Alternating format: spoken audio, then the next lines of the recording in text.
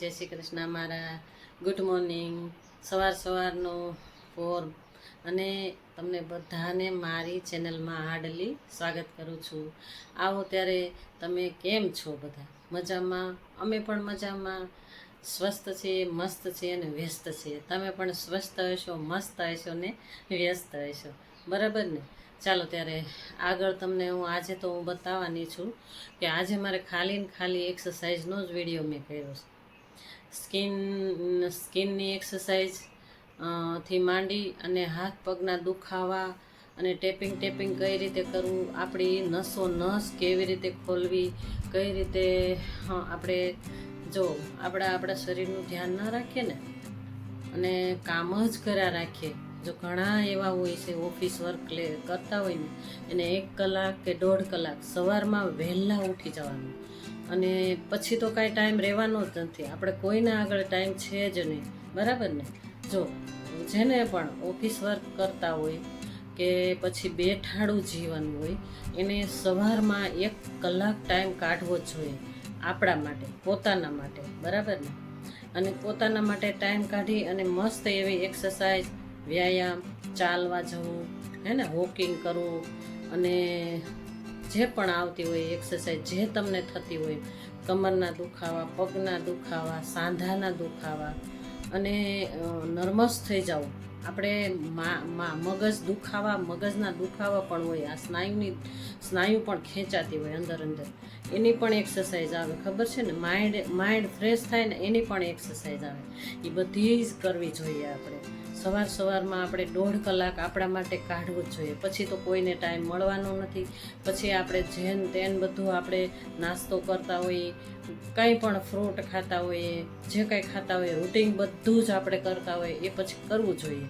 પણ સવારમાં ઉઠી અને એક ગ્લાસ પાણી ગુનગુનું પી જવાનું અને સવારમાં ઉઠી અને જો હું હર્બલ લાઈફની એક ટી પીઉં છું, ચા. એટલે એ ચા સવારમાં હું 1 ગ્લાસ પી જાઉં. 2 ગ્લાસ, 1 ગ્લાસ નોર્મલ ગરમ પાણી અને 1 ગ્લાસ એકદમ ઠંડુ નહીં પીવાનું પાણી, સવારમાં નોર્મલ જ પીવાનું અને 1 ગ્લાસ ગુનગુનું પાણી. એ 3 ગ્લાસ તો સવારમાં મારે એક્સરસાઇઝ કરતાં થઈ જ જાય, ધીરે ઘૂંટડો. અને આ કામ કરવાથી મારી પેટની સાફ રહે છે, પેટ પણ સાફ રહે છે. મારા હેલ્થ માટે મને ખૂબ સારું રહે છે. હાથ પગના હાંધાના દુખાવા વગેરે દૂર થાય છે. અને આ જો મગજનો દુખાવો, નસું, લમણાનો દુખાવો અને આ થાઇરોઇડ હોય, એને મારે થાઇરોઇડ છે તો મારે આ ગળું છે ને સોજેલું જ રહેતું હતું, એકદમ સોજેલું જ રહેતું હતું. તો જો હવે હું નોર્મલ થવા લાગી, એકદમ નોર્મલ થવા લાગી અને સરસ એવું હું કામ કરી શકું. ઊભી થઈ જાઉં ફટાફટ. પહેલાં હું ફટાફટ ઊભી ન થઈ જતી અને 5 રોટલી કરવી હોય ને તો મારે થોડી વારે મારે બેસવું પડતું, બરાબર? એના બદલે હવે હું ગમે એટલી રસોઈ પણ કરી શકું. હે ને? આ બધું આપણા માટે કરવું જોઈએ. વહેલા ઉઠી, બ્રહ્મ મુહૂર્તમાં ઉઠી, પ્રભુ પિતાને યાદ કરવાના અને આપણે શાંતિથી સરસ મજાના એવા અફર્મેશન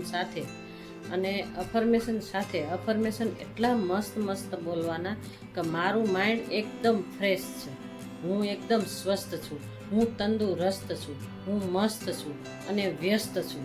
સરસ મજાના અફર્મેશન બોલવાના. મારો પરિવાર એકદમ સ્વસ્થ અને મસ્ત છે.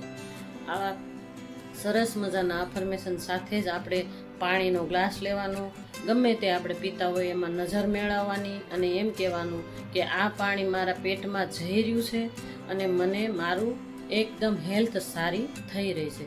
આવા અફર્મેશનથી આગળ વધીએ ને તો એકદમ આપણી તંદુરસ્તી આગળ વધતી જ જાય. આપણે ટીકડા પીવાની જરૂર ના પડે, દવા પીવાની જરૂર ન પડે, હે ને? કોઈ ડૉક્ટરની સલાહ લેવાની જરૂર ન પડે. આપણે ખુદને જ આપણે ડૉક્ટર બની જવું જોઈએ. ચાલો ત્યારે બહુ બધી વાતો થઈ ગઈ, બહુ બધી હેલ્થ વિશે વાતો કરી નાખી. મને જેટલું આવડ્યું એટલું મેં કીધું. તમને ગમે તો મારો વિડીયો લાઇક, શેર, સબસ્ક્રાઈબ કરજો. અને આજે મેં ખાલી એક્સરસાઇઝનો વિડીયો નાખ્યો છે, એ તમે ધ્યાનમાં રાખજો, બરાબર? અને મારો વિડીયો એકદમ સરસ હોય તો એકદમ મસ્ત એવી કમેન્ટ કરજો. કાંઈ પણ ભૂલ થઈ હોય તો કમેન્ટમાં બધું મને કહેજો અને લાઈક અને પ્રેસનું બટન દબાવીને જ જાજો. નવા હોય તો સબસ્ક્રાઈબ કરીને જ જાજો. ચાલો ત્યારે બધાને મારા જય શ્રી કૃષ્ણ.